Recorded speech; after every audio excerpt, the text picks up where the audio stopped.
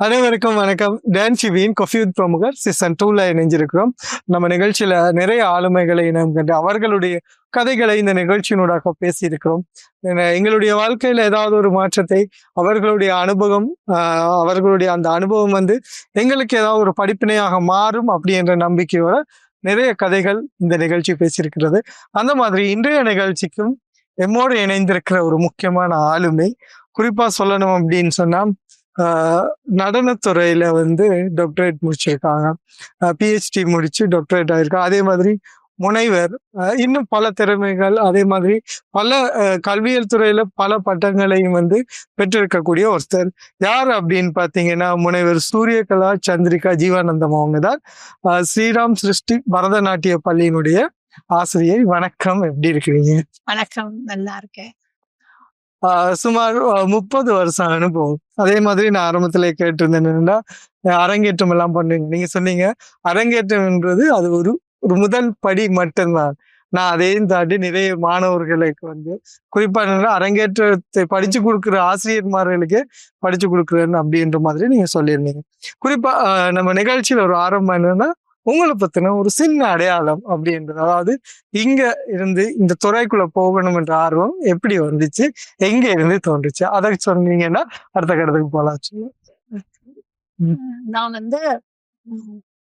ஆரம்பத்தில் என்னுடைய பரதநாட்டிய கல்வி கண்டி பரதக்ஷேத்ரா நாட்டியாயம் திருமதி வசந்தகுமாரி சூரியகுமாரன் அவங்க தான் நான் ஸ்டார்ட் பண்ணது பரதநாட்டியம். அப்புறம் கிரேட் 12 கேண்டி கேர்ள்ஸ் ஹை ஸ்கூல்ல தான் படிச்சுட்டு அதுக்கப்புறமா அங்க இருந்து ஸ்கூல்ல படிக்கும் பொழுது ஸ்ரீமதி வைஜெயந்தி மாலா செல்வத்துறை அவங்க தான் எங்க சப்ஜெக்ட் டீச்சரா இருந்தாங்க. என்னன்னா நான் படிச்ச ஒவ்வொருத்தரையும் நான் ஞாபகப்படுத்தணும்னு நினைக்கிறேன். அப்புறம் புதுடெல்லி ஸ்ரீராம் பாரதிய கலா கேந்திரா, அங்க 5 வருஷமா பரதநாட்டியத்தை முழு நேர கல்வியாக கற்ற திரு ஜஸ்டின் மக்காத்தி அவரிடம் தான் நான் ஃபுல்லா படிச்சது. அதுக்கப்புறமா என்னோட மேரேஜ் எல்லாம் ஆச்சு. அப்புறம் என்னோட ஸ்ரீராம் சிருஷ்டி பரதநாட்டிய பள்ளியை நான் நிறுவி அதுக்கு ஸ்தாபித்ததுக்கு அப்புறமா இன்னும் கல்வித்துறையில மேன்மேலும் என்னை வளர்த்துக்கணும்னு எனக்கு தோணுச்சு. அதனால நான் bachelor of fine arts and master of fine arts in Bharatanatyam Tiruchi Kalaikaveri நுண்கலை கல்லூரியுடைய அதோட இணைந்து பாரதிதாசன் திருச்சி பாரதிதாசன் பல்கலைக்கழகத்துல அந்த 2 கிராஜுவேஷனை முடிச்சேன். இந்த டைம், அதாவது 1995ல இருந்து 2012 வரைக்கும் அந்த காலகட்டத்துக்குள்ள என்னுடைய ஒரு 26-25 ஸ்டூடெண்ட்ஸ் அரங்கேற்றம் பண்ணினாங்க. ஸோ அப்ப நான் ஒரு டீச்சரா என்னையும் வளர்த்துக்கிட்டு அந்த 27 ஸ்டூடெண்ட்ஸுக்கு அரங்கேற்றம் பண்ணுது. அதுதான் நான் செய்த அரங்கேற்றங்கள். அதுக்கப்புறமா கனடாவுக்கு மைக்ரேட் பண்ணி ஸ்கில் மைக்ரேஷன்ல தான் போனோம். என்னுடைய கணவர் ஒரு ஐடி துறையில இருக்கார். அங்க போனதுக்கு அப்புறமா தென்னாசிய நுண்கலை கல்வி நிலையம், South Asian institute of fine arts, Annamalai, Canada. அது சிதம்பரம் அண்ணாமலை யூனிவர்சிட்டியோட இணைந்து ஒரு தொலைதூர கல்வி சேர்த்துட்டு இருந்தாங்க. ஸோ அந்த தொலைதூர கல்வி திட்டத்துல நான் என்ன பரதநாட்டியம் ஒரு லெக்சரரா நான் அங்க ஜாயின் பண்ணேன். அங்க ஜாயின் பண்ணதுக்கு அப்புறம் அங்க படிக்கிற எல்லாருமே அவங்களுடைய கிரேட் 12 முடிச்சுட்டு ஹையர் ஸ்டடீஸுக்கு தான் வருவாங்க, பேச்சுலர்ஸ் மாஸ்டர்ஸ் பண்றதுக்கு. அதுக்கப்புறமா ஏற்கனவே படிச்சு பல வருஷங்களாக அங்க கல்வி பரதநாட்டிய துறையில இருக்கிற ஆசிரியர்கள் கூட ஒரு டிகிரி எடுக்கணும்ன்றது எல்லாருடைய கனவா இருக்கும். ஆனா எல்லாருக்கும் இந்தியால முழு நேரமா இருந்து படிக்க முடியாது. அப்படிப்பட்டவங்களுக்கு பரதநாட்டியம் மட்டுமில்லை, இசைத்துறை, நாட்டியத்துறை, யோகா, மற்றது தமிழ் அவ்வளத்துலயும் அவங்க அந்த சர்டிபிகேஷன் இந்த கோர்ஸ் பண்ணி முழு நேரமா டிகிரி சர்டிபிகேட்டை கொடுத்தாங்க. அப்ப எல்லாரும் அங்க கல்வி கற்று அவங்களும் அவங்களுடைய ஒரு ட்ரீம், ஒரு கனவு நனவாகிய தருணம்னு சொல்லலாம். நிறைய டீச்சர்ஸ் வந்ததுக்கு அப்புறம் சொல்லுவாங்க, எங்களுக்கு இந்த டிகிரி சர்டிபிகேட் அதை இவாலுவேட் பண்ணி கனேடியன் ஈக்குவலண்ட் கூட எடுத்துக்கலாம், அப்புறம் அதை வச்சு வேற வேலையும் பார்க்கலாம். அந்த மாதிரி ஒரு நல்ல ஒரு சந்தர்ப்பத்தை எங்களுக்கு, இந்த மாதிரியான ஒரு சந்தர்ப்பத்தை நிறுவி தந்தவர் அந்த ஸ்தாபனத்தை, நாசிய நுண்கலை கல்வி மையம், அதை ஸ்தாபனத்தை நிறுவிய மதிப்பிற்குரிய சத்யதேவி ராமலிங்கம் அவர்கள். அப்புறம் கஜன் மகாலிங்கம் அவரு, தயா தேவானந்தா இவங்க எல்லாரும் தான் அந்த ஆர்கனைசேஷன், செல்வா சங்கர பிள்ளை இவங்கெல்லாம் தான் அந்த ஆர்கனைசேஷனை ரொம்ப அருமையா கொண்டுட்டு போறாங்க. அதுக்கு வந்து அந்த தமிழ் துறை தலைவராக ப்ரொஃபசர் இளைய தம்பி பாலசுந்தரம் அவர்கள் இருந்தார், இப்ப இருக்கிறார்கள். அவங்க எல்லாரும் வந்து இந்த தமிழ் வளர்க்கணும், தமிழர் கலைகள் வளர்க்கணுங்கிறதுல ரொம்ப முன்மாதிரியா இருந்து அதை பண்ணிட்டு இருக்காங்க. சோ அந்த இடத்துல எனக்கு வந்து இந்த கல்வி கற்றுக் கொடுக்கும் ஒரு சந்தர்ப்பம் கிடைச்சது வந்து எனக்கு கிடைச்ச ஒரு பெரிய அங்கீகாரம்னு நினைக்கிறேன். இதுக்கப்புறம் நான் நினைச்சேன், இந்த நாட்டிய கலைஞர் இந்த நாட்டியத்துக்கு மாணவர்களை தயாரிச்சு அவங்கள அரங்கேற்றம் பண்ணி அதெல்லாம் பண்றதை விட ஒரு பெரிய பொறுப்பு வந்து என்னைய நான் வளர்த்துக்கணும். அதே நேரத்துல மத்தவங்களுக்கும் கல்வித்துறையில ஏதாவது கற்றுக் கொடுக்கணும் அப்படிங்கிறதுக்காக தான் அப்படி அது வந்து நான் எனக்கு எந்த ஒரு ரிக்ரெட்டும் இல்லை. நீங்க கேட்ட மாதிரி அரங்கேற்றங்கள் நிறைய பேர் கேட்பாங்க, 12 வருஷமா நீங்க கனடால இருக்கீங்க, அரங்கேற்றம் பண்ணுவீங்களா? அரங்கேற்றம் பண்ணணுங்கிறது வந்து எனக்கு அடுத்த ஒரு ஆப்ஷன் தான். அது நிச்சயமா ஸ்டூடெண்ட்ஸ் இருக்கிறாங்க பின்னாடி, அது வந்து ஃபைனான்ஸோட தொடர்பு பட்டது. அவங்களுக்கு வந்து வசதி இங்க எப்படி ஒரு நிறைய செலவு பண்ண வேண்டிய இருக்கு, அது மாதிரிதான் அங்கேயும் நம்ம வந்து செலவு பண்ணக்கூடிய கெப்பாசிட்டி இருந்ததுன்னா நீங்க வந்து அரங்கேற்றம் பண்ணலாம். நிச்சயமா. அதாவது இப்ப பரதநாட்டியம் அப்படின்னு சொல்லும் போது ஒரு கலாச்சார விழுமியங்களை உள்ளடக்கிய ஒரு நிகழ்வாகவே நம்ம ஒரு கலையாவே நம்ம அதை பார்க்கக்கூடிய ஒரு சந்தர்ப்பம் இருக்கு. அப்படி இருக்கும்போது இன்றைக்கு வந்து இப்ப நீங்க அதுல வந்து PhD முடிச்சு அது தொடர்பான தொடர்ச்சியா நீங்க ஆய்வுகள் செஞ்சுட்டே வரீங்க. நீங்கள் குறிப்பிட்ட போல ஆய்வுகளை தாண்டி அதுல இருந்து நான் கற்றுக்கொண்டு மறுபடி வந்து இன்னும் அதை கற்றுக்கொள்ள தேடுறவங்களுக்கு ஒரு வாய்ப்பையும் உருவாக்கி கொடுக்கணும், அவர்கள் அதுல வந்து கஷ்டப்படாம இலகுவாக கற்றுக்கொள்ளக்கூடிய ஒரு அங்கீகாரத்தையும் ஏற்படுத்தி கொடுக்கணும் அப்படின்னு இந்த எண்ணம், இந்த நிலைப்பாடு எந்த இடத்துல வச்சு தோன்றுச்சு? இல்ல நம்ம வந்து நான் ஒரு விஷயம் நான் கத்துக்கிட்டேன் என்னன்னா, நீங்க படிக்கும் பொழுது ரீடிங் வாசிப்பு மனிதனை பூரணத்துவம் படுத்தும், ஒரு பூரண மனிதனாக. ஆனா என்ன நடக்குதுன்னு சொன்னா, இப்ப இந்த போன் வந்ததுக்கு அப்புறம், அந்த ஆண்ட்ராய்டு ஐபோன் வந்ததுக்கு அப்புறமா நீங்க பாத்தீங்கன்னா வாசிக்கிறது ரொம்ப குறைஞ்சு போச்சு. எல்லாரும் புக்ஸ் வாங்கி வீட்டுல வச்சிருக்கிறத வந்து ஒரு ஸ்பேஸுக்கு ரொம்ப எனக்கு ஸ்பேஸ் ரொம்ப இடைஞ்சலா இருக்கு, அந்த புக்கை ஸ்டோர் பண்றதுக்கு வழி இல்லை அப்படின்ற அளவுக்கு போயிருச்சு. நான் வந்து கம்ப்யூட்டர் பர்சன் கிடையாது, நான் வந்து புக் ரீடிங் பர்சன். அப்ப அந்த புக் ரீடிங் பர்சன்கவும் என்ன வந்து ரொம்ப பழைய காலத்துக்கு தள்ளிடாதீங்க. என் ஜெனரேஷன்ல இருக்கிறவங்க எல்லாமே கம்ப்யூட்டர் பர்சனா தான் இருக்காங்க. அப்ப புக் ரீடிங்கா இருக்கிறதுனால நான் என்ன செய்வேன், நிறைய புக் ஷெல்ஃப்ல நிறைய புதுசா புக்ஸ் கலெக்ட் பண்ணுவேன். இந்த கலெக்ஷன் ஆஃப் புக்ஸ் வந்து சம்டைம்ஸ் நான் புக் ரீட் பண்ணுவேன்றதுக்காக எனக்கு யாராச்சும் வெளியூர்ல இருந்து வர்றவங்க எல்லாம் புக்ஸ் தான் கிஃப்ட் பண்ணுவாங்க. கிஃப்ட் பண்ற புக்கை வந்து நான் ரீட் பண்ணுவேன். அது வந்து சில வேளை அது ஒரு பிலாசபியா இருக்கலாம், ஒரு கண்ட்ரியுடைய டூரிசம் சம்பந்தமான புக்கா இருக்கலாம், குக்கரியா இருக்கலாம், மேக்கப், ஃபேஷன் டிசைன் எல்லாம் இருக்கும். ஆனா நான் அதை அவ்வளோத்தையும் ரீட் பண்ணுவேன். அதே மாதிரி ஏதாவது செமினார்ஸ் அட்டென்ட் பண்ணும் பொழுதும் இந்த ஒருத்தவங்க ஏதாவது ஒரு செமினார் அட்டென்ட் பண்ணுனா நான் பார்ப்பேன், நாட்டியத்துக்கு அதுக்கும் என்ன தொடர்பு இருக்குங்கிறது தான் நான் டக்குன்னு ரிலேட் பண்ணி பாக்குறது. அப்படி நாங்க வந்து எங்களை வாசிக்கும் பொழுது நான் எல்லாருக்கும் சொல்லுவேன், நிறைய வாசிங்க, புக் வச்சிருங்க வீட்டுல, காஃபி டேபிள் புக் மாதிரி நிறைய வச்சிருங்க. நீங்க வச்சிருக்கும் பொழுது உங்களுக்கு வாசிக்கணும்ன்ற ஒரு உந்துதல் வரும். அப்படி அது வந்து வாசிக்க நமக்கு வந்து நிறைய நாலேஜ் எக்ஸ்ப்ளோர் ஆகுது. எப்பயும் நான் பார்த்திருக்கேன் இது ஐ மீன் போன்ல நீங்க ஸ்க்ரோல் பண்ணி பார்க்கும் பொழுது டக்குனு டிஸ்ட்ராக்ஷன் ஆகிடுவீங்க. நீங்க ஒரு புக்கை வாசிப்பீங்க, திடீர்னு கொஞ்ச நேரம் ஆனாலும் இன்னும் ஏதாச்சும் ஒண்ணு வரும், அதை பார்ப்போம், அப்ப டிஸ்ட்ராக்ஷன் ஆகும். ஆனா புக் ரீட் பண்ணும் பொழுது டிஸ்ட்ராக்ஷன் இல்லாம போவீங்க. அதனால நான் சொல்றது நான் நினைக்கிறேன் உங்க கொஸ்டின்ல இருந்து நான் வெளியில தெரியல. ஆனா ஒரு இந்த எண்ணம் வந்தது எதுக்குன்னு சொன்னா, நாங்க நிறைய கற்றுக்கொள்ளும் பொழுது கற்றது கைமண் அளவு, கல்லாதது உலகளவு. இது வந்து இந்த வாக்கியம் எல்லாருக்கும் பொருந்தும். நீங்க கற்றதுக்கு அப்புறம் இவ்வளவுதான், ஓகே எனக்கு எல்லாம் தெரியும் அப்படின்னு நினைச்சீங்கன்னா நீங்க அந்த இடத்துக்கு மேல போக மாட்டீங்க. இதுக்கு அடுத்த படி போகணும்னு நினைக்கிறதா இருந்தா நீங்க கற்றது கொஞ்சம் தான், ஒரு பிடின்னு நினைச்சுக்கிட்டீங்கன்னு சொன்னா நீங்க மேலும் மேலும் போகலாம். அந்த விஷயத்துல நான் வந்து உடன்படுறேன் உங்களோட விஷயத்துல. ஏன்னா PhD முடிச்ச ஒருத்தங்க அதுக்கு பிறகு நான் செக் பண்ணும்போது என்னன்னு சொன்னா குறிப்பா இருந்தா கிராஜுவேஷன் கிட்டத்தட்ட அவங்களோட கிராஜுவேஷன் லிஸ்டே நீங்க கொடுத்துருந்தீங்க. அதுல என் குறிப்பா என்ன சொல்லணும்னா இந்த கர்நாடிக் மியூசிக் படிச்சிருக்கீங்க. அப்ப குறிப்பா உடனே வரும் கர்நாடிக் மியூசிக்ல தெரியும்னா பாடுவீங்களா அப்படின்னு. அதுல ஆர்வம் எப்படி வந்துச்சு? இப்ப நீங்க சொன்ன மாதிரி எல்லாத்தையும் படிக்கணும் அப்படின்ற ஆர்வம் இருந்தாலும் பட் ஸ்பெஷலா இதோட சம்பந்தப்படுது இல்லையா? இல்ல நான் வந்து நாட்டியத்துக்கு நான் வந்து டெல்லியில படிக்கும் பொழுது Indian art and architecture doctor Kiran பாந்த்ன்னு சொல்லி அவர் ஒரு பெரிய ஒரு research scholar national museum of நியூ டெல்லியில போய் இந்த கோர்ஸ் பண்ணினேன். அதை பண்ணும் பொழுது இந்த இந்தியன் ஆர்ட் அண்ட் ஆர்கிடெக்சர் பெயிண்டிங்ல ரொம்ப இன்ட்ரெஸ்ட். அதுக்காக எனக்கு வந்து பெயிண்ட் பண்ணவே தெரியாது. அதுல ரொம்ப இன்ட்ரெஸ்ட் இருந்தது.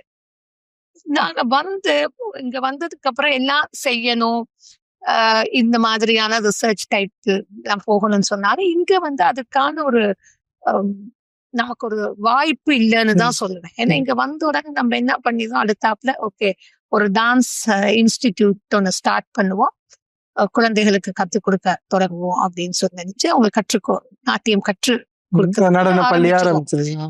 ஆரம்பிச்சதுக்கு அப்புறம் என்ன நடக்கும், நான் ஒரு ஹவுஸ் ஒய்ஃப் சென்ட் பிரிஜெட்ஸ் கல்லூரியில இங்க வந்து நான் பிரத்யேகமா நாட்டிய ஆசிரியரா இருந்தேன், பகுதி நேர ஆசிரியர், பார்ட் டைம் டீச்சர்.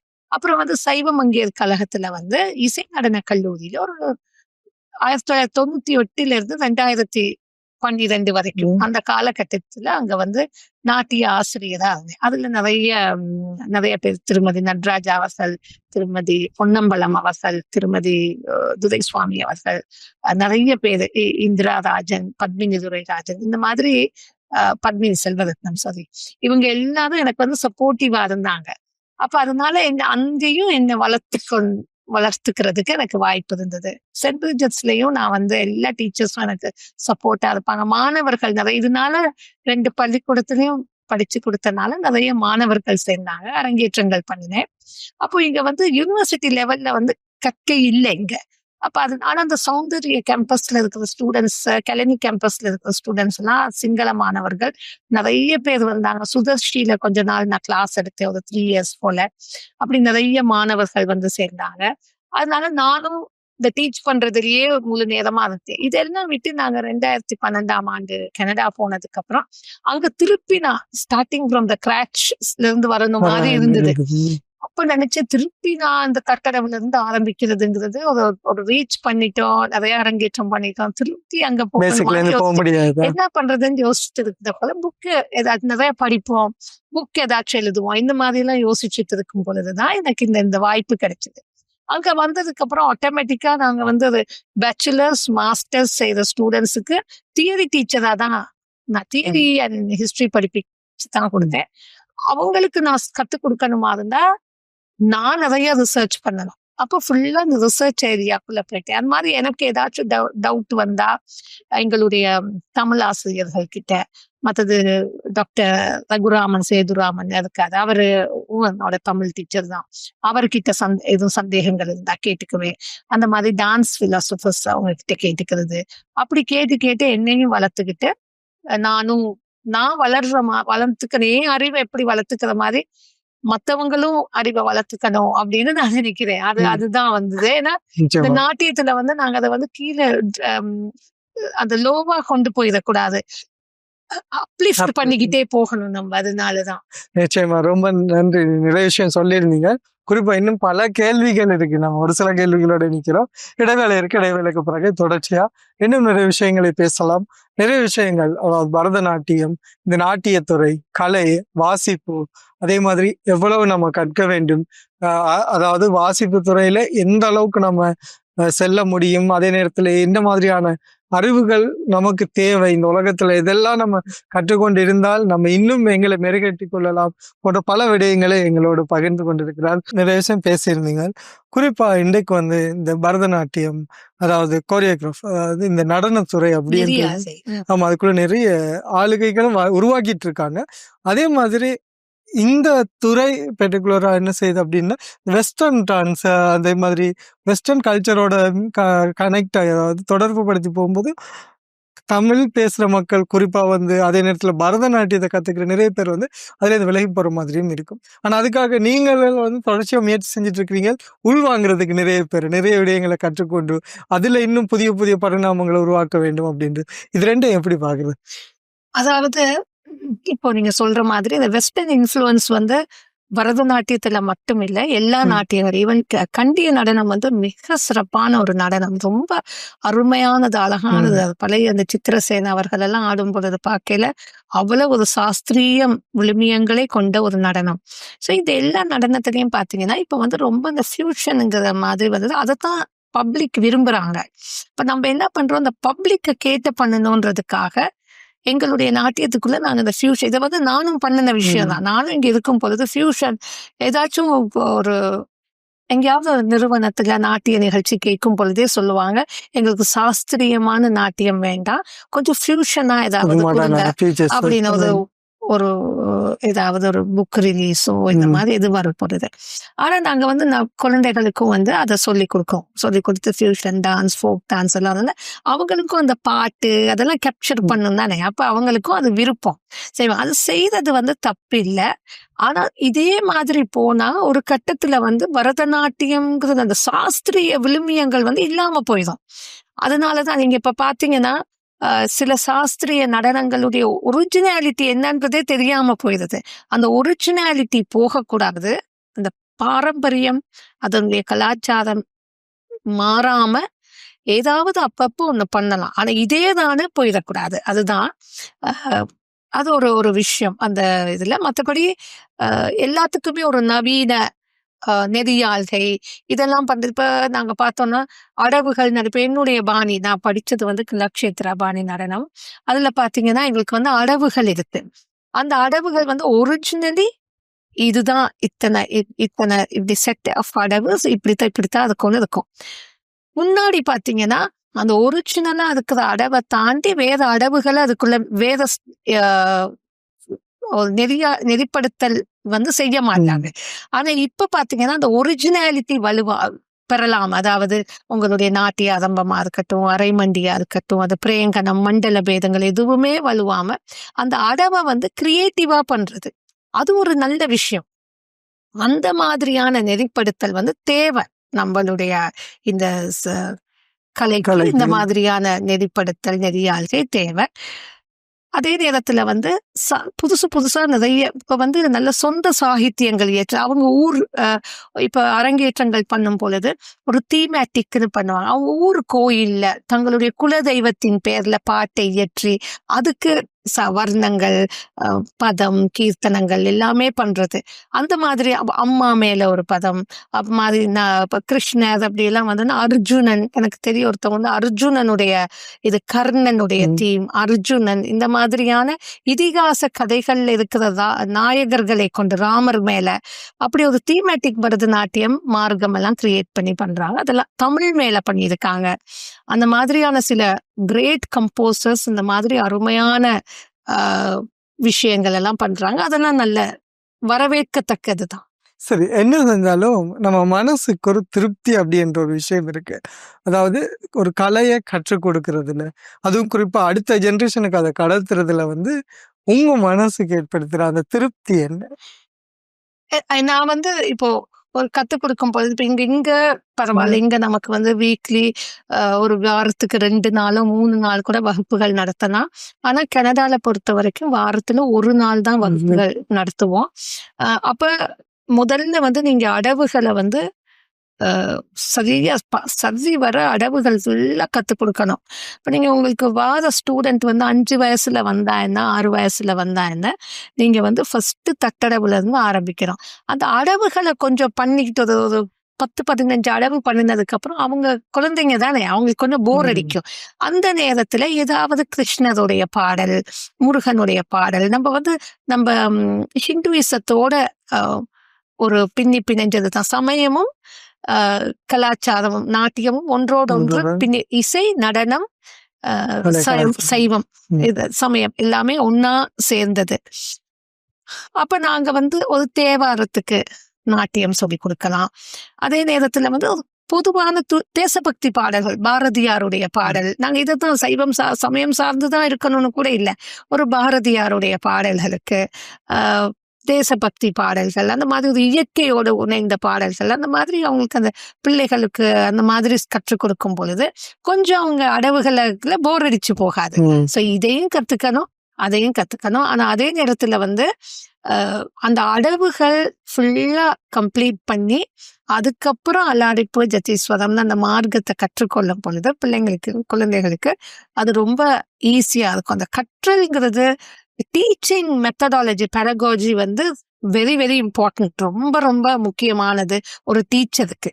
நம்ம வந்து என்ன நடக்குதுன்னு சொன்னா நிறைய ப்ரோக்ராம்ஸ் பண்றாங்க. அப்ப வந்து எக்ஸ்போஷர், ஸ்டூடெண்ட்ஸுக்கு எக்ஸ்போஷர் வேணும் அப்படின்றதுக்காக நீங்க வந்து நிறைய ப்ரோக்ராம்ஸ் பண்றீங்க. ப்ரோக்ராம்ஸ் பண்றதுனால இந்த கிளாஸை வந்து ஃபோக்கஸ் பண்ண முடியாம போயிடும், அந்த சிலபஸை கவர் பண்ண முடியாம போயிடும். அதனால மோர் அந்த ஆர்ட் சொல்லி கொடுக்கும் பொழுது, அதுதான் அந்த டீச்சிங் மெத்தட் நான் சொல்றேன். ஆர்ட் சொல்லி கொடுக்கும் பொழுது ப்ரோக்ராம் மட்டும் இல்லை, எக்ஸாமினேஷன் மட்டும் இல்லை, உங்களுடைய அந்த கற்றல் அப்படிங்கிறது வந்து ஒரு சிஸ்டமேட்டிக்கா கண்டிப்பா இருக்கு. நிச்சயம். அதே மாதிரி இதுல குறிப்பா சொல்ற ஒரு விஷயம், இந்த பரதநாட்டியம் எடுத்துக்கிட்டாலே நயங்கள், அபிநயங்கள் பத்தி பேசுவாங்க. அதாவது இந்த கண் சிமிட்டுறதுல இருந்து, கையசைவுல இருந்து ஒரு விஷயம். இது வந்து சிலருக்கு வந்து இலக்குல வந்துடும். சிலர் வந்து அதை கற்றுக்கணும்னு ஆசைப்படும் போது அதை பழகுறதுக்கு என்ன மாதிரி சவால்கள் இருக்கும்? இல்ல, அபிநயம்ங்கிறது வந்து சிலர் வந்து நல்ல ஒரு டான்ஸர் தான் இருப்பாங்க, பியூட்டிஃபுல் ஸ்டூடெண்ட், பியூட்டிஃபுல் ஸ்ட்ரக்சர், அந்த நாட்டியத்துக்கே ஒரு அங்க அமைப்பு இருக்கும். ஆனா முகபாவம் ரொம்ப அதுல கம்மியா இருக்கும். அவங்களுக்கு வந்து ஐ எக்ஸசைஸ். அதனாலதான் நாங்க வந்து எங்களுடைய அபிநய தர்ப்பணத்துல முதலாவது ஸ்லோகம், ஆங்கிக்கம் புவனம் யஷ்ய வாச்சிக்கம் சர்வபான்மயம் ஆகாரியம் சந்திர தாராதி தம் நும சாத்விகம் சிவம். இந்த 4 அபிநயம், அது சத்துர்வித அபிநயத்தையும் பத்தி சொல்லியிருக்கு. யாருக்கு ஒப்பா? கடவுளுக்கு ஒப்பா சொல்லியிருக்கு. சிவனுடைய ஆகாரியமே இந்த சந்திர சூரியங்கள், அதாவது முழு பிரபஞ்சமும் அந்த ஒரு பாடிக்குள்ள இருக்குது. அவர் பேசுற பாஷையெல்லாம் ஒரே பாஷை. சோ நாங்க வந்து அதையே ஆங்கிக்க அபிநயம், ஆகாரிய அபிநயம், வாச்சிக்க அபிநயம், சாத்விக் அபிநயம் 4ஆ பிரிச்சு அந்த அபிநயங்களை சொல்லி கொடுக்கிறோம். முதல்ல ஆங்கிக்க அபிநயம் என்ன? கையசைவுகளா இருந்தா அது கூட அபிநயம் தான், ஹஸ்த அபிநயம். அப்புறம் ஒவ்வொரு பேதம், கிரீவா பேதம், தலை அசைவு, கண் அசைவு, முக அசைவு, நாசி, பிருகு பேதம், புருவ அசைவுன்னு எல்லாமே அங்க வந்து சிஸ்டமேட்டிக்கா சொல்லப்பட்டிருக்கு. நாங்க வந்து மெயினா இந்த கண் அசைவுகள் எல்லாம் ஒழுங்கா பண்ணும் பொழுது, அதான் சின்னதுலயே நீங்க எப்படி சொல்லி தரணும்னா, ஸ்டூடெண்ட்ஸே நீங்க கிரியேட் பண்ண சொல்லணும். நீங்க ஒரு காட்டுக்குள்ள போகும் பொழுது டீச்சிங் மெத்தட் தான். ஒரு காட்டுல போகும் பொழுது அங்க என்னெல்லாம் பாக்குறீங்க அப்படிங்கறது குழந்தைங்கிட்ட சொன்னா அவங்க என்ன செய்வாங்க, நான் ஒரு காட்டுல ஒரு காட்டு வழியில நடந்து போனேன், அப்போ நான் ஒரு பாம்பை பார்த்தேன், அழகான பட்டர்ஃப்ளைஸ் பறக்கிறத பார்த்தேன், பேர்ட்ஸ் எல்லாம் வரதை பார்த்தேன் அப்படின்னு அந்த அபிநயமும் பண்ணி ஆட்டோமேட்டிக்கா அவங்க எக்ஸ்பிரஷன் அப்படியே இம்ப்ரவைஸ் பண்ணுவாங்க.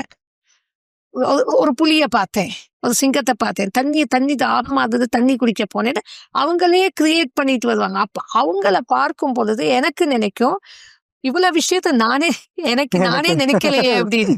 மரத்துக்கு மேலே கரடியை பார்த்தேன், உடனே நான் மரத்துக்கு மேலே ஏறினேன். அப்படியே அவங்க வந்து அப்படியே இம்ப்ரவைஸ் பண்ணிட்டே போவாங்க. அந்த மாதிரி இந்த டீச்சிங்கை இன்ட்ரெஸ்டிங்கா கொண்டு போறதுக்காக குழந்தைங்களுக்கு இந்த மாதிரி ஒர்க் எல்லாம் கொடுக்கணும். அதே நேரத்துல கொஞ்சம் பெயிண்டிங் எல்லாத்தையும் வந்து நீங்க இன்னைக்கு தீபாவளி பண்டிகைனா நான் என்ன செய்வேன், தீபாவளி இன்னைக்கு வந்து நெக்ஸ்ட் வீக் தீபாவளி, இந்த தீபாவளிக்கு வந்து நீங்க எல்லாம் எனக்கு ஒரு கிரீட்டிங் கார்டு செஞ்சு தரணும்.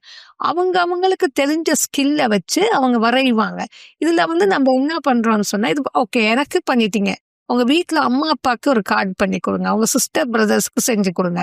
சும்மா அதை கட் பண்ணி ஒட்டுறது இல்லை, நீங்களாம் அவங்க கிரியேட்டிவ் பார்த்தா சிலருடைய ஆர்ட் சோ பியூட்டிஃபுல், அமேசிங். நீங்க தான் கிரியேட்டிவா கொண்டு வரணும் ஸ்டூடெண்ட்ஸ்குள்ள. அதே மாதிரிதான் இந்த அபிநயம்ங்கிற ஸ்கில்லையும் அப்படி சின்னதுலயே இருந்து கொண்டு வரணும். பெருசா ஆகணும்னா நாங்க வந்து அபிநயம் கத்துக்கிறதுக்கேன்னு சொல்லி இப்போ கலாநிதி நாராயணன் மாமி, கலாநிதி மாமின்னு சொல்லுவோம். அவங்க எல்லாம் வந்து அபிநயத்துக்காகவே செய்தவங்க. அபிநயத்திலேயே ஒரு சிறப்பு தேர்ச்சி வாய்ந்தவர்கள். பெரிய பெரிய ஆர்டிஸ்ட் எல்லாமே அவங்க கிட்ட அபிநயம் படிச்சு அதற்கு அது மாதிரி நட்டுவாங்க. ஒவ்வொரு ஸ்கில் இருக்கு. பரதநாட்டியம் வந்து தனியா நாட்டியம் மட்டும் கிடையாது. நிச்சயமா.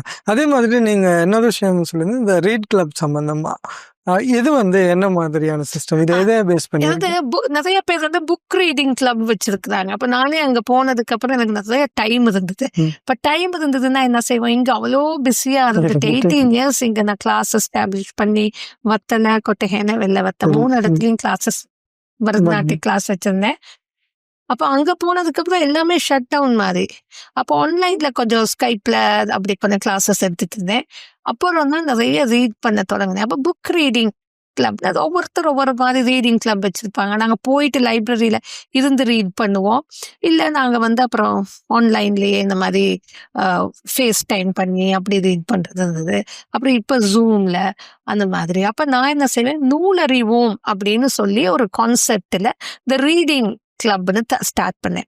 இப்போ சில டான்ஸ் டீச்சர்ஸ் ரொம்ப வயசானவங்க, 80 இயர்ஸ் ஆயிடுச்சு. அப்போல்லாம் நான் ரொம்ப விகரன்ஸா ஒரு டான்ஸ் டீச்சராக இருந்தேன். ஆனால் இப்போ எல்லாம் ஸ்லோ டவுன் பண்ணியிருக்கேன்.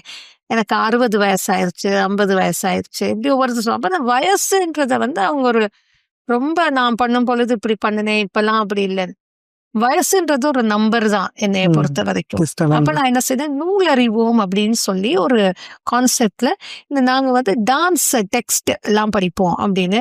சமஸ்கிருத நூல்கள், தமிழ் நூல் ரெண்டும். அப்ப சமஸ்கிருதத்துல வந்து நாட்டிய சாஸ்திரம், அபிநய தர்ப்பணம், சங்கீத சாராமிருத்தம், ரத்னாகரம் அப்படி நிறைய நூல்கள் இருக்கு. அதே மாதிரி தமிழ் எடுத்துக்கிட்டீங்கன்னா நீங்க சிலப்பதிகாரம் மெயினா.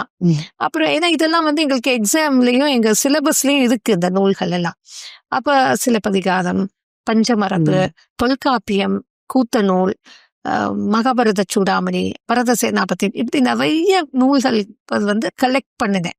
கலெக்ட் பண்ணி ஒன்னுக்கு ஒன்று ரிசர்ச் பண்ணும் பொழுது ஓகே இந்த மந்த் இந்த நூல் பத்தி ரிசர்ச் பண்ண ஒரு நூல் ரிசர்ச் பண்றதுக்கு ஒரு மந்த் பத்தாது. அப்போ நாங்க எல்லாரும் சேர்ந்து சாப்டரா பிரிச்சு எல்லாரும் சேர்ந்து வாசிக்கும் பொழுது அவங்கெல்லாம் இவ்வளோ நாள் நாங்க இதெல்லாம் படிக்காம விட்டுட்டோமேன்னு சொன்னாங்க. எனக்கும் புதுசா படிக்கும் பொழுது ரொம்ப ஒரு சந்தோஷமா இருந்தது மனசுக்கு. அவ்வளவுதான் சொல்ல. இதுல வந்து மத்தவங்க யாரு வந்தாங்க, யாரு படிக்கிறாங்க அதெல்லாம் தேவையில்லை. நான் சந்தோஷமா இருக்கிறேன், அவ்வளவுதான். மத்தவங்களும் சந்தோஷப்படுத்து. நிச்சயமா. இடைவேளைக்கு முன்னுக்கு உங்களோட இந்த வயசுலயும் இவ்வளவு உற்சாகமா இருக்கிறதுக்கு என்ன காசு? நீங்க இந்த வயசுன்னு சொன்னது வந்து என்ன ரொம்ப வயசு இல்ல, ரொம்ப வயசு இல்ல. சரி, என்னோட ஒரு 5-10 வயசுக்கு இல்ல. உற்சாகமா இருக்கிறதுக்கு காரணம் என்னன்னு சொன்னா, நான் வந்து என்னன்னா ஒரு விஷயம் வந்து நிறைய தண்ணி குடிக்கணும். இதை நான் எல்லாத்துக்கும் சொல்ற விஷயம். மற்றது வந்து இந்த தண்ணி குடிக்காட்டி நிறைய ஞாபகம் மறதி இதெல்லாம் வரும். ரீட் பண்ணிக்கிட்டு இருக்கும் பொழுது ஞாபக சக்திக்கு அது ஒரு உந்துதலா இருக்கிற ஒரு விஷயம். மற்றது வந்து நிறைய சாப்பிடும் பொழுது நீங்க வந்து செலக்ட் பண்ணி சாப்பிடணும். சும்மா சாப்பாடு இருக்குதேன்னு சொல்லி நீங்க சாப்பிடக்கூடாது. அப்ப கணக்கா நீங்க வந்து பேலன்ஸ்டா, இப்போ நான் வந்து ஒரு நாள் இன்னைக்கு ஒரு டின்னர் சாப்பிட போறேன்னு சொன்னா அந்த டே வந்து நான் சாப்பாடை ரொம்ப குறைச்சு சில வேளை ஸ்கிப் பண்ணாலும் பண்ணிடுவேன். இல்ல நான் இன்னைக்கு நல்லா ஃபுல்லா 3 மீலும் சாப்பிட்டேன்னா அடுத்த நாள் வந்து ஃபுல்லா 3 மீலும் ஸ்கிப் பண்ணிடுது. அந்த மாதிரி நாங்க எங்க பாடியவும் பேலன்ஸ்டா வச்சுக்கணும். அதுவும் முக்கியமான விஷயம். பசி வந்தா தண்ணி குடிச்சிருங்க. ஏதோ ஒண்ணு இடையில சாப்பிட்டதுக்கு அப்புறம் இப்ப நீங்க லஞ்ச் சாப்பிட்டீங்க, டின்னர் சாப்பிட போறீங்க, அடுத்து இதுக்கு இடையில பசி வந்ததுன்னா ஒரு டீ, ஒரு காஃபி, ஒரு தண்ணி அப்படி குடிச்சா நல்லது. அது உற்சாகத்தை தரும். மற்ற உற்சாகங்கிறது வந்து நீங்க உங்களுக்குள்ள எனக்கு வயசாகிருச்சு, எனக்கு முடியல, இதை நினைக்கவே கூடாது. இதை நினைச்சீங்கன்னா எல்லாமே எனர்ஜி ட்ரெயின் ஆகிடும். மற்றது எனக்கு இன்னொரு பூஸ்ட் வந்து என்னுடைய ஹஸ்பண்டும் நல்லா என்ன மாதிரி தான், அவரும் நிறைய விஷயங்கள் ரிசர்ச் பண்ணுவாரு, படிப்பாரு. மற்றது என்னுடைய சன்னும் வந்து ஒர்க் அவுட் பண்ணுங்க, ஜாகிங் போங்க, நிறைய வாக் பண்ணுங்க, எந்த நேரமும் என்ன பூஸ்ட் பண்ணிக்கிட்டே இருப்பாரு. அப்ப அவர் ஒர்க் அவுட் பண்ணும் பொழுது நானும் பண்ணியே ஆகணும் அப்படிங்கிற மாதிரி. ஸோ அது அப்படிதான். அப்படி இருக்கு. நிச்சயமா. தொடர்ச்சியா இணைந்திருக்கிறோம். கஃபே பிரமுகர் சீசன் 2 எங்களோட இணைஞ்சிருக்காங்க. முனைவர் சூரியகலா சந்திரிகா ஜீவானந்தம் அவங்க. ஸ்ரீராம் சிருஷ்டி பரதநாட்டிய பள்ளியினுடைய ஆசிரியர். அதே மாதிரி PhD டாக்டரேட் முடிச்சிருக்காங்க பரதநாட்டியத்துல. இன்னும் பல துறைகள்ல மாஸ்டர், பேச்சுலர் டிகிரி போன்ற பலதை முடிச்சிட்டு இன்னைக்கு வந்து ஒரு ரிசர்ச்சராகவும் இருக்காங்க.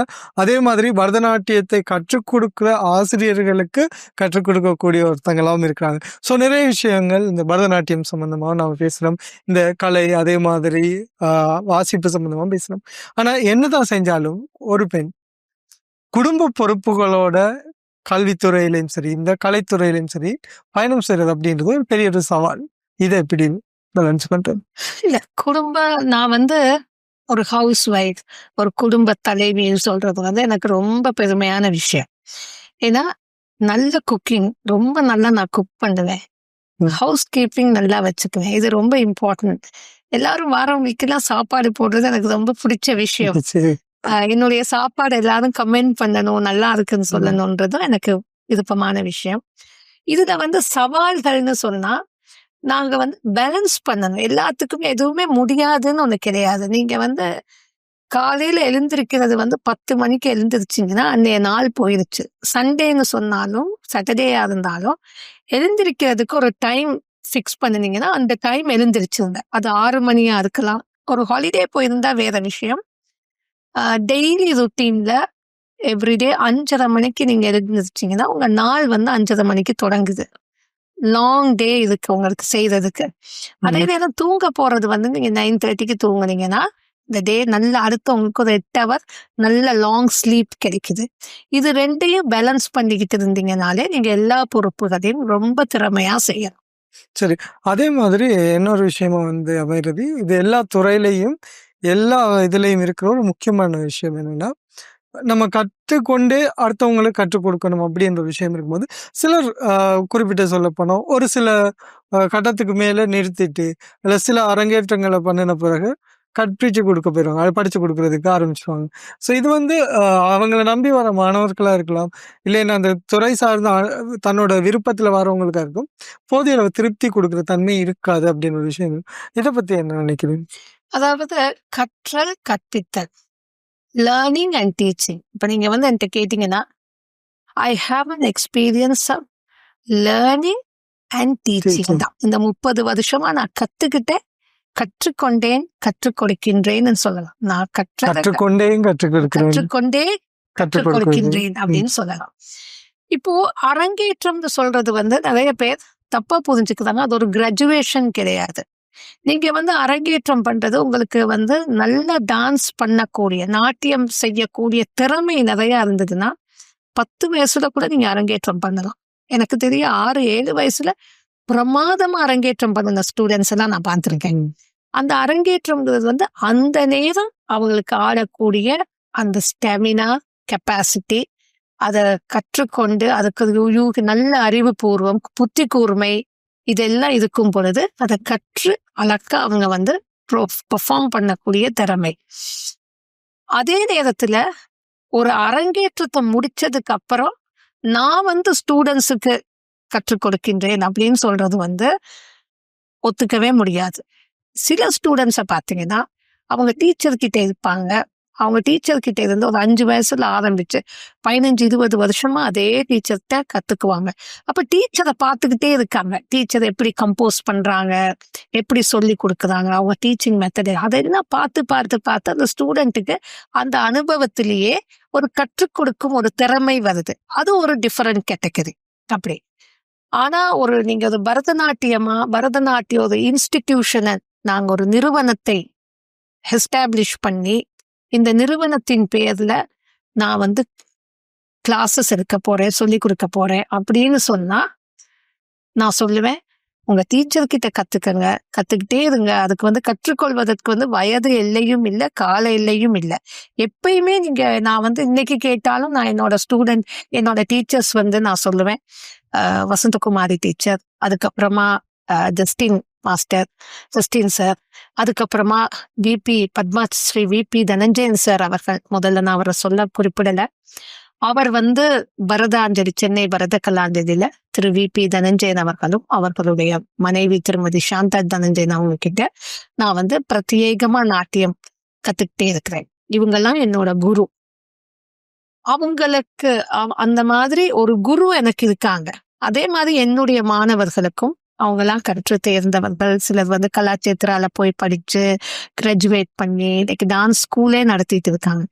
ஆனாலும் சில நேரங்கள்ல அவங்க எனக்கிட்ட ஏதாச்சும் சந்தேகம் இருந்தா கேட்பாங்க, மியூசிக் கேட்பாங்க. அப்ப நான் கம்போஸ் பண்ண ஐட்டம்ஸ் கொடுப்பேன், அவங்க அரங்கேற்றங்களுக்கு யூஸ் பண்ணுங்கன்னு. அந்த மாதிரி அவங்களுக்கு எப்பயும் நான் ஒரு ரோல் மாடலா இருக்கிறதுக்கு ஆசைப்படுறேன். அப்படி இருப்பேன். அதே நேரத்துல நீங்க டான்ஸ் தான் உங்க ஃபீல்டு, நீங்க டான்ஸ்ல தான் செய்ய போறீங்க, நாட்டியத்தை தான் நீங்க உங்களுடைய ப்ரொஃபஷனலா எடுத்துக்கிறீங்கன்னு சொன்னா ஒரு பிரத்யேகமா ஒரு பிரைவேட் இன்ஸ்டிடியூட்ல கத்துக்கிட்டா மட்டும் போதாது. ஒரு யூனிவர்சிட்டி லெவல்ல உங்களுக்கு அந்த சர்டிபிகேட் வேணும். ஒரு degree, diploma, bachelors, master certification வச்சுக்கிட்டு அந்த துறையை செய்யும் பொழுது நிச்சயமா உங்க டீச்சர் உங்களுக்கு இருக்காங்க சப்போர்ட்டுக்கு. அதே நேரத்துல நீங்க உங்களுக்கு ஒரு சர்டிபிகேஷன் இருந்துச்சுன்னா அதுக்கு மோர் வேல்யூ அண்ட் ஐடென்டிட்டி. அதுதான் நான் சொல்லுவேன். எப்பயுமே நாங்க வந்து ஒரு ஐட்டம் வேணும்னா, இப்ப வந்து எனக்கு ரொம்ப சந்தோஷம் என்னன்னா, நான் கற்றுக்கொண்டு இருக்கிற காலத்துல இந்த சோஷியல் மீடியாவே இல்லை. அதனால அப்போ நான் என்னோட குரு கிட்ட கத்துக்கிட்ட ஐட்டம் இப்ப தூக்கத்துலயும் எனக்கு சொல்லலாம், இந்த வர்ணத்துல இத்தனையாவது கை இந்த மாதிரின்னு. ஏன்னா அந்த கற்றுக்கொள்ளும் பொழுது நாங்க அவ்வளவு அதை கிராஸ்ப் பண்ணுவோம். இப்போ வந்து நிறைய சோஷியல் மீடியா நல்ல விஷயம் தான், அதை நெகட்டிவா நான் சொல்லவே இல்லை. பாருங்க, இப்படி ஒரு மீடியா இருந்ததுனால்தான் எனக்கே வந்து பேசி ஒரு எக்ஸ்போஷர் அது தேவை. ஆனா அதே நேரத்துல இதெல்லாம் பார்த்து கத்துக்கலாம் அப்படின்னு நினைக்கிறது வந்து தப்பு. நீங்க கண்டிப்பா ஒரு ப்ராப்பரான ஒரு குருவிடம் ப்ராப்பரா ஒரு இன்ஸ்டிடியூஷன்ல செய்யறதுதான் நல்ல விஷயம். அதுவும் நீங்க ஒரு இன்ஸ்டிடியூஷன் எஸ்டாப்ளிஷ் பண்ண போறீங்கன்னா நிச்சயமா உங்களை சரியான முறையில வளர்த்துக்கிட்டு தான் நீங்க வந்து அதை செய்யணும்னு நான் நினைக்கிறேன். சரி, அதே மாதிரி இன்றைய மாணவர்கள் முதலில் இந்த பழைய மாணவர்களை விட என்ன விதத்துல வேறுபடுறாங்க இதை கத்துக்கிறதுக்கு? இதை இப்போ எனக்கு பாத்தீங்கன்னா என்னுடைய 30 வருஷ சர்வீஸ் நான் 1995ல இருந்த ஸ்டார்ட் பண்ணப்ப இருந்த அதே மாணவர் மாணவி இன்னைக்கும் என்னோட இருக்கிறாங்க. அப்படி கொஞ்சம் பேர் இருக்காங்க, என்னோடயே டிராவல் பண்றாங்க. இப்ப என்னுடைய ஸ்ரீராம் சிருஷ்டி நாட்டிய பள்ளி இந்த இலங்கையில நடக்குது. அதை செய்தவர் வந்து இந்த தாருண்யா கார்த்திக்.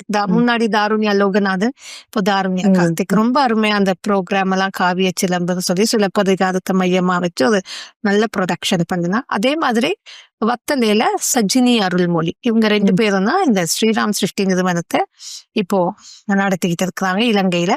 2 பேருமே நல்ல எப்பவுமே என்னோட கைடன்ஸ் இருக்கு. அவங்க வந்து ஏதாச்சும் டவுட் இருந்தா கேட்பாங்க. தங்களை வளர்த்துக்கிறதுல வந்து ரொம்ப ஒரு முன்மரமா அவங்க செய்து. அதே நேரத்துல அவங்க பேச்சுலர்ஸ் மாஸ்டர்ஸ் எல்லாம் பண்ணி, அதுதான் நான் சொல்லுவேன். நீங்க வந்து ஏன்னா நீங்க அப்படி ஒரு யூனிவர்சிட்டிலயோ எதுலயோ கற்றுக்கொள்ளும் பொழுது நீங்க என்ன பண்றீங்க, கண்டிப்பா அதை படிச்சுதான் ஆகணும். ஏன்னா நீங்க எக்ஸாம் எழுதணும். அதுக்காகவாவது நீங்க வந்து லிட்ரேச்சர், ஹிஸ்டரி, அறிமுறை, செயல்முறை, வரலாறு எல்லாம் ப்ராப்பரா படிப்பீங்க. நீங்க என்னை பொறுத்த வரைக்கும் அரங்கேற்றம்ங்கிறது நீங்க வந்து ஒரு மலை ஏற போறீங்க, திருப்பதி மலையை வச்சுக்கோ, அதுல வர முதலாவது படிதான் அந்த அரங்கேற்றம். மலையை ஏறி முடிக்கிறதுக்கு நிறைய நீங்க அந்த பாதை வந்து ஒரு கரடு முரடான பாதை, பல சவால்களை முன்னெதிர்கொண்டு செய்யக்கூடிய ஒரு பாதை தான். கலை பயணம்ங்கிறது இலகுவானது இல்லை. நிறைய உங்களுக்கு வந்து எதிர்மாறான கருத்துக்கள் வரும், சவால்கள் வரும். எல்லாத்தையும் நீங்க வந்து அதைத்தான் நானும் கேட்கணும்னு நினைச்சேன். இந்த துறையில பயணிக்கும் போது, குறிப்பா கலைத்துறையில பயணிக்கும் போது சவால்களோட சேர்ந்த விமர்சனங்களும் வரும்.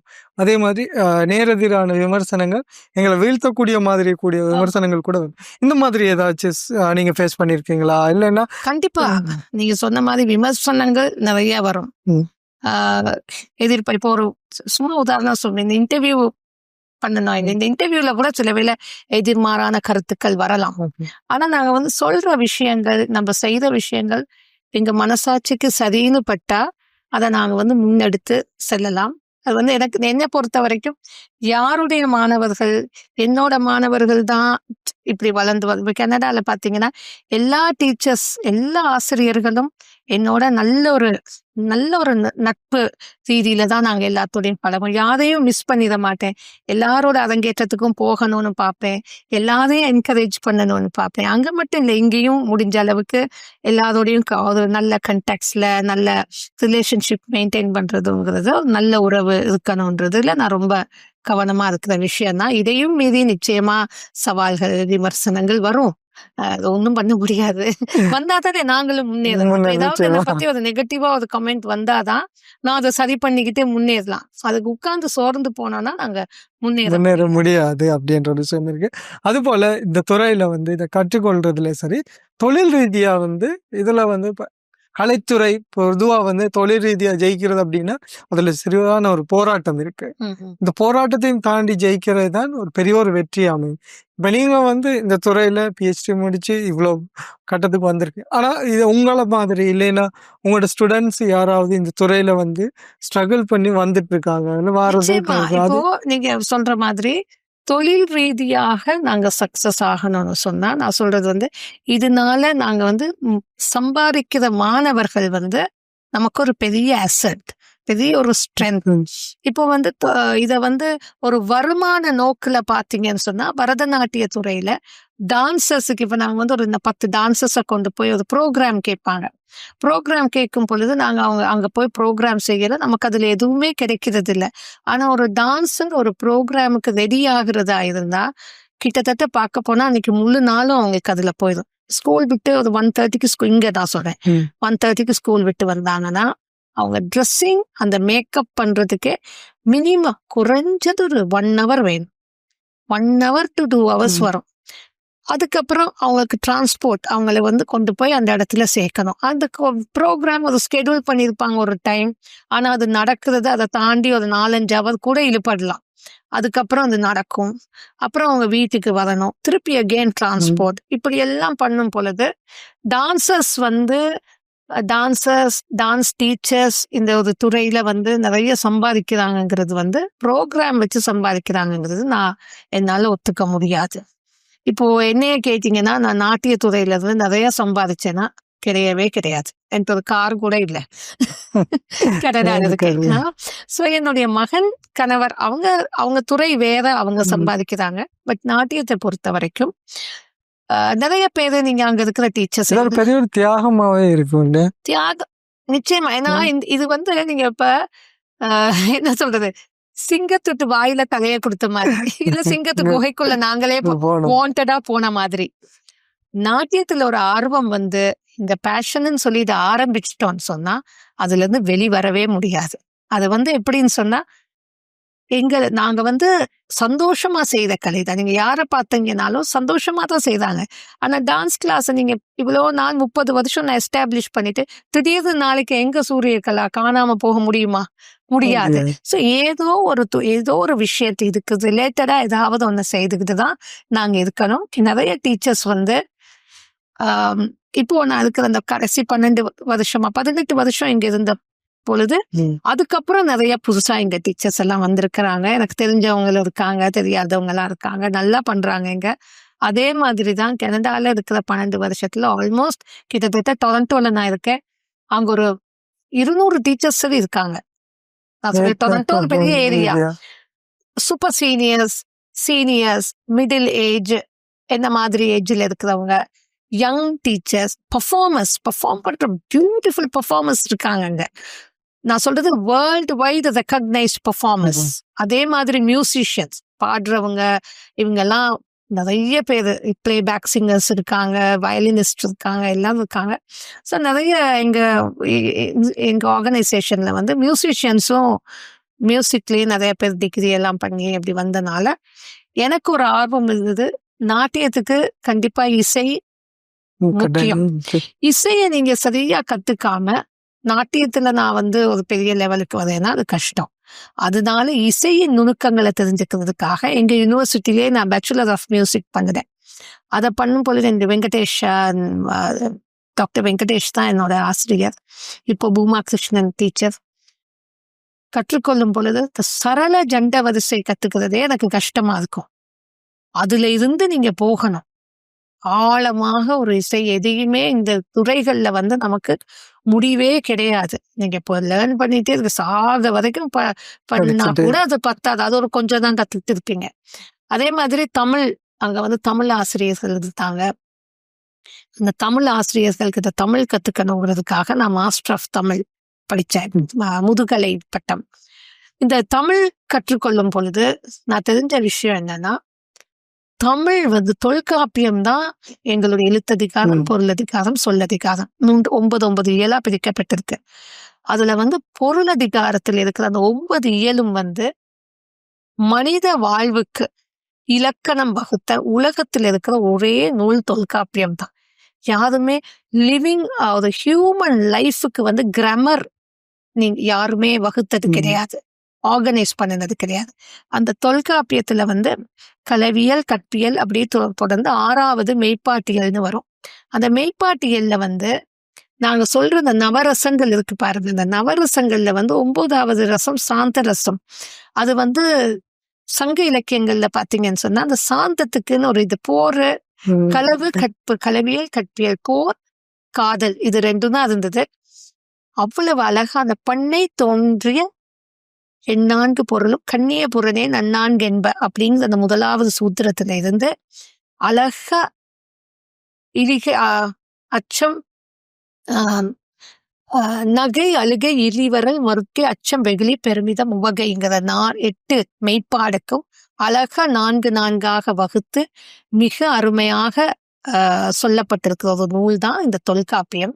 அதே இது அந்த மாதிரி ஒரு சிறந்த நூலும் இருக்கு நமக்கு. இது சொல்றதுக்கு இந்த மாதிரி இதெல்லாம் கத்துக்கணுமா இருந்தா நீங்க கண்டிப்பா ஒரு ஒரு ஒரு லெவல் உங்க டைம் நிறைய ஸ்பெண்ட் பண்ணணும். தொல்காப்பியம் நான் இது நூலதிகம்ல தொல்காப்பியமே நான் ஒரு 6-7 சாப்டர்ஸா எடுத்தாச்சு. Many lessons.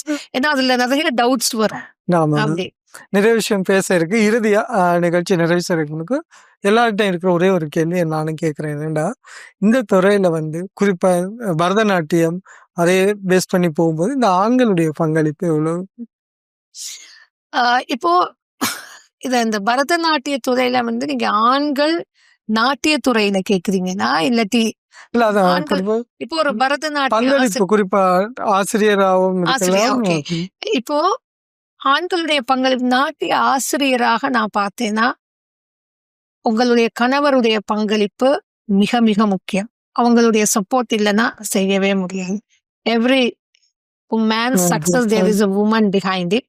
At the same way every woman's success the man has to be behind them. அந்த மேனா இருக்கிற பர்சன் ஒரு திருமணமான பெண்ணுக்கு கணவரா மட்டும்தான் இருக்க முடியும். அவருடைய சப்போர்ட் தான் செய்யலாம். அது ஒரு டீச்சரா.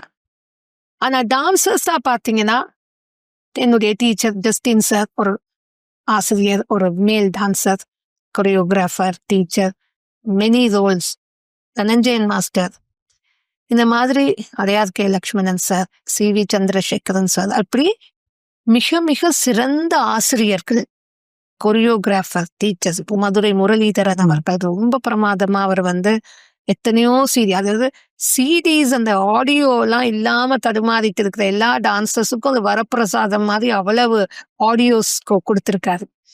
அப்படி ஆண் ஆசிரியர்கள் வந்து மிக சிறந்த பங்களிப்பு இருக்கு இந்த நடனத்துறைக்கு. ஆனா இப்போ பார்க்கும் பொழுது பெண்கள் கற்றுக்கொள்ளும் அந்த பெர்சன்டேஜ் பாத்தீங்கன்னா 100 பெண்கள் கத்துக்கிற இடத்துல மேபி 2-3 ஆண்கள் தான் இருப்பாங்க. 3% அப்படிதான் இருக்கும். அதே நேரத்துல சிலர் வந்து ப்ரொஃபஷனலா நீங்க இப்போது நிறுவனங்கள்ல பாத்தீங்கன்னா இதுவே யூனிவர்சிட்டிஸ் அங்க பார்க்கும் பொழுது அங்க கொஞ்சம் பர்சன்டேஜ் நிச்சயமா உங்களோட நேரத்தை செலவு பண்ணி கனடால இருந்து வருகை தந்து எங்களுடைய கலையகத்துக்கு வந்து இந்த நேரத்துல, அதாவது இந்த பரதநாட்டியம் தொடர்பாகவும் இதுல இருக்கிற சந்தேகம் தொடர்பாகவும் கற்றுக்கொள்றதுலையும் கற்றுக் கொடுப்பதிலையும் இருக்கிற சவால்கள் சம்பந்தமாகவும் நிறைய விஷயம் பேசியிருந்தீங்க. ரொம்ப நன்றி இங்க வருகை தந்தவைக்கு. இந்த எனக்கு இப்படி ஒரு அருமையான சந்தர்ப்பத்தை அளித்த டான் டிவி அவர்கள், டான் டிவி நிறுவனத்தாருக்கும் இதை கண்டு கழிக்கும் அனைத்து நேயர்களுக்கும் என்னுடைய பணிவான நன்றியை தெரிவித்துக் கொள்கின்றேன். அதே நேரத்தில் இந்த இன்டர்வியூ எனக்கு ஆர்கனைஸ் பண்ணி தந்தவர் திரு ஜோசப் அர்ஷான், அவருக்கும் என்னுடைய நன்றி. அதுக்கு ரொம்ப இம்பார்ட்டண்டா இருந்தவர் திரு ராமகிருஷ்ணன் அவர்கள். ஷல்பி டான்ஸ் அப்படின்னு சொல்லி நாட்டிய சாஸ்திரத்தை அடிப்படையாக கொண்டு ஒரு அருமையான புத்தக வெளியீடு செய்தார். அதே நேரத்துல ஒரு மொபைல் ஆப், ஒரு மொபைலுக்குள்ள ஆப் இருக்கு. அதுக்கு நீங்க போனீங்கன்னா அந்த ஆப்ல டவுன்லோட் பண்ணிட்டு பாத்தீங்கன்னா டான்ஸ் நாட்டியம் சம்பந்தமான எந்த விதமான ஒரு சந்தேகங்கள் இருந்தாலும் அதை நீங்க கிளிக் பண்ணினீங்கன்னா அது ஒரு புக் தியரிக்கலா பிராக்டிக்கலா லெக்சராகவே உங்களுக்கு அந்த இன்ஃபர்மேஷன் எல்லாம் கிடைக்கும். அந்த ஆப்ல நானும் என்னுடைய பங்களிப்பை கொடுத்துருக்கேன். அதுக்காக அவர் அந்த ஒரு நன்றி கடன்னு சொல்லணும். அதுக்காக அவர் யுஎஸ்ஏல இருந்து எங்களுடைய இந்த நிகழ்ச்சிக்கு பங்கேற்று எல்லா நாட்டிய ஆசிரியர்களையும் சந்தித்து எனக்கு மட்டும் இல்லை எல்லாரும் ஒரு நல்ல விஷயத்துக்கு பயன்பெறணும் அப்படின்ட்டு வந்ததுக்கு அவருக்கும் என்னுடைய நன்றியை இந்த தருணத்தில் மனமார்ந்த நன்றியை தெரிவித்துக் கொள்கின்றேன். காஃபி வித் பிரமுகர் சீசன் 2 த டான் டிவி திரு ரிஸ்வான் அவர்கள் அருமையான சில கேள்விகளை கேட்டார். அதுக்கும் அவருக்கு என்னுடைய மனமார்ந்த நன்றி. எனக்கு இப்படி ஒரு சந்தர்ப்பம் ஒரு குறுகிய காலகட்டத்திலேயே எனக்கு இப்படி சந்தர்ப்பத்தை தந்ததற்கு டான் டிவிக்கு என்னுடைய மனம் நிறைந்த நன்றியை தெரிவித்துக் கொள்கின்றேன். நன்றி, வணக்கம். ரொம்ப நன்றி முனைவர் சூரியகலா சந்திரிகா ஜீவானந்தம் அவர்களே. அதே மாதிரி நிறைய கலைஞர்கள், நிறைய படைப்பாளிகள், நிறைய சாதனையாளர்கள் நம்மள் இருக்கிறார்கள். அவர்களுக்கான வாய்ப்புகளையும் தொடர்ச்சியாக நாம் இந்த காஃபி வித் பிரமுகர் சீசன் 2ல கொடுத்துட்டு இருக்கிறோம். தொடர்ச்சியாக நிகழ்ச்சியோட இணைந்திருங்க. இன்றைய ஒளிப்பதிவில் ஈடுபட்ட சுதர்சினி, திவாகர், சஞ்சய், சல்மான் ஆகியோருக்கும் நன்றியை கூறிக்கொண்டு மற்றும் ஒரு நிகழ்ச்சியில் உங்களை சந்திக்கும் வரை விடைபெறும் நான் ரிஸ்வான். நன்றி, வணக்கம்.